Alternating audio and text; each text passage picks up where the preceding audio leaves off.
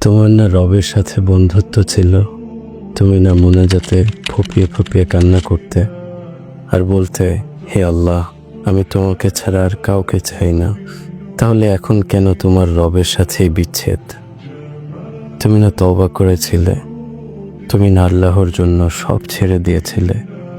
তুমি না বুঝতে পেরেছিলে তোমার আসল ঠিকানা কোথায়?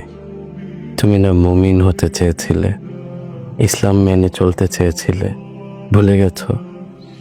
আবার কেন পাপে জড়িয়ে গেলে? তুমি না সিজদায় পড়ে কেঁদেছিলে তোমার গুনাহের জন্য? তাহলে কেন আবার দুনিয়ার ধোঁকায় পড়ে গেলে? তুমি কি হেরে গেলে তোমার নফসের কাছে? আল্লাহর প্রিয় হতে পারলে না?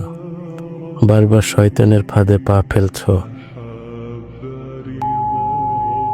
ব্যাপার না, এখনো সময় আছে। তুমি কি জানো না তোমার রব কত মহান? তিনি অপেক্ষা করছেন তোমার জন্য, তোমাকে ক্ষমা করার জন্য।